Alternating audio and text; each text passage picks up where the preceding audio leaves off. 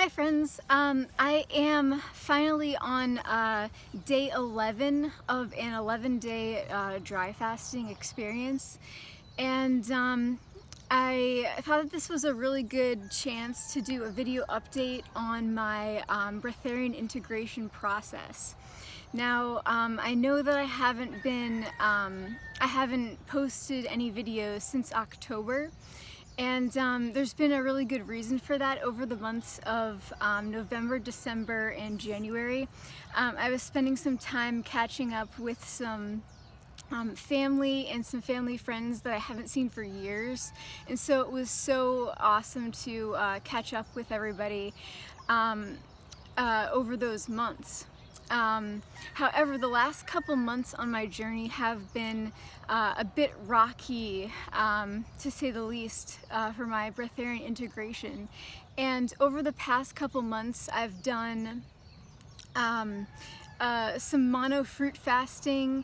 I've done some prolonged water fasting, and I've also done a couple of very shorter dry fasts. But this has been the first prolonged dry fasting experience that I've done since October, and so I thought that this was a really good opportunity to give you guys an update on my journey and let you know how everything was going so far. Okay, and one of the things that I want to talk about is I want to take this time to really reflect on some of the challenges that I've come across, because there have been many on my integration process. And for anybody else that's looking to do some more research into this type of lifestyle, I just wanted to, like I said, take some time to do some reflecting as to what's been really challenging for me. So one of the things has been that's really been challenging me is sort of the social aspect of living in this type of lifestyle. Now, as I said, I was spending pretty much like the holiday months with family and friends, and it was a really challenging experience. And I want to talk about three separate things about the social aspects of this type of lifestyle that have been particularly challenging for me. So number one is probably one of the most challenging for me. So when I started this whole journey into this type of lifestyle, I just sort of stupidly assumed that everyone in my life would see that I was trying to do something positive, and they would be there to basically support me. And to say that this assumption was naive is probably a huge understatement. One of the most challenging things that I've found about this journey is, from my perspective, people just being typically sort of unaccepting and, again, from my perception, closed-minded and just seemingly negative. Now, I have no desire to go blaming anyone or trying to basically make anyone feel bad. That's not my point at all. I'm simply saying that I sort of assumed that things would be a lot easier in terms of how other people would accept this part of my my lifestyle. And it turned out that it was pretty much the exact opposite.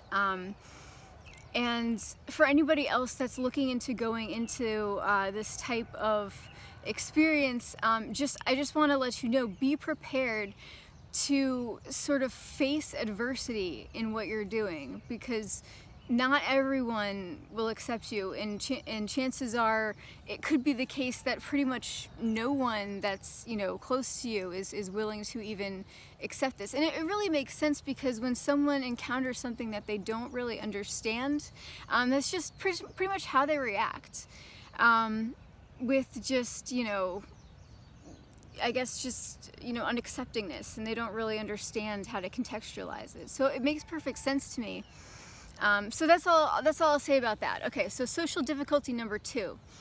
I would say that it becomes a lot more difficult to interact with people socially in general with this lifestyle. Now, I'll give you an example of that. So I'm still the type of person that I really like to go out and socialize with people, because food is such a major part of how we connect, especially in this society. And so I like to go out to restaurants with people. I like the procession and the social integration and all that. But what I've learned is that if you tell people that you're living this lifestyle, oftentimes if you say that you want to go out, they'll come back with you, or come back to you with, well, if you're not gonna eat, then what's the point? Which again, I mean, it makes perfect sense. It just it's a little bit alienating. And to go along with that, sometimes people feel very guilty if you are not eating and they are, and so they don't really want to be around you when you're not eating, and so they just want to be by themselves. Again, perfectly understandable. I totally get it, but again, still a little bit alienating. The third social difficulty, I would say, is just being around people that are eating seemingly all the time.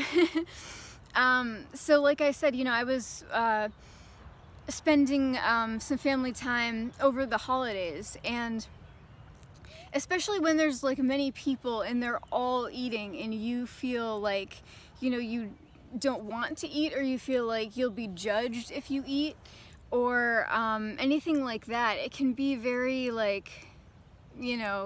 alienating again. And especially if if you do want to eat, but then you're afraid of what other people will think of you, and also just even if you don't want to eat, still feeling left out.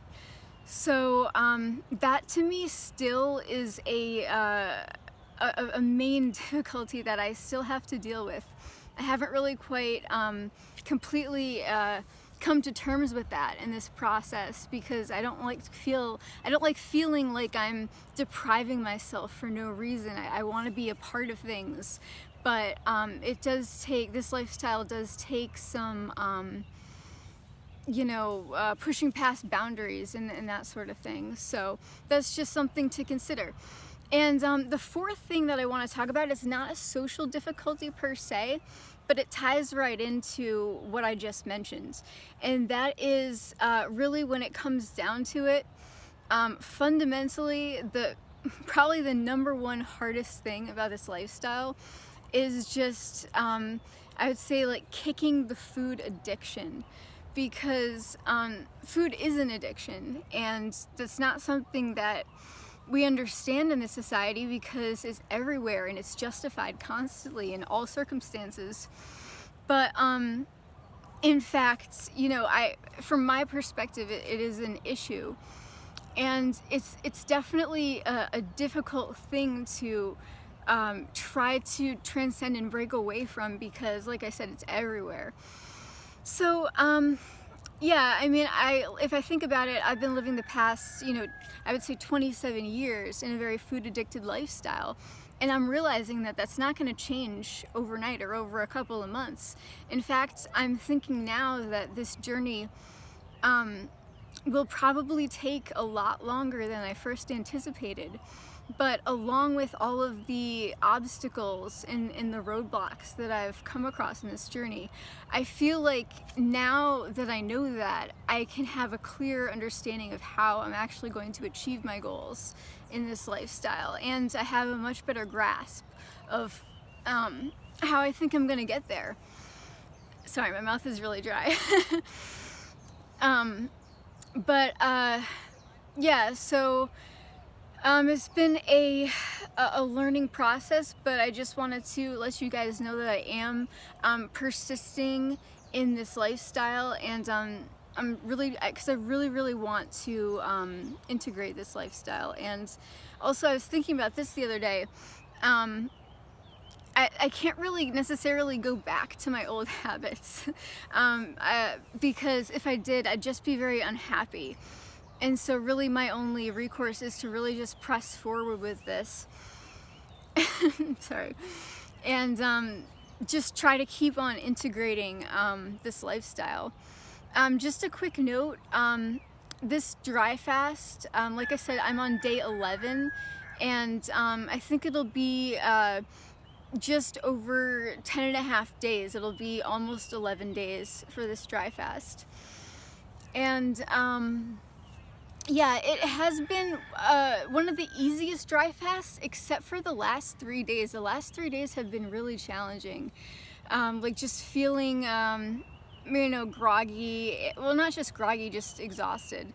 And, you know, I don't think I've gotten more than a couple hours of sleep in the past several days. So just a side note on that. But I think I want to keep you know, integrating dry fasting more and more because as I mentioned in other videos, it's just it feels so good to be cleansing out all this all the toxins from your body, and it opens you up to life basically in a way that I haven't, you know, experienced in other healing modalities. So anyways, that's all I wanted to say for now. I am going to break my fast.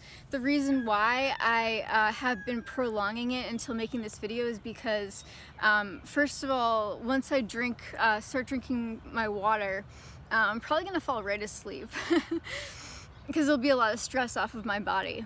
And also my motivation for doing the video will probably be significantly reduced. I also, one last thing, I've come to understand that this is baking soda mixed with water, a couple of small teaspoons here, and I've come to understand that this is very, very good for cooling down the kidneys. And my kidneys have definitely been doing a lot of work on this dry fast, so I'm going to be doing this and also some water right now initially to break the fast. So that's about it for now. Thank you guys for watching, and I'll try to keep you more continuously updated on this integration. So thank you for watching, and have a beautiful day, everybody.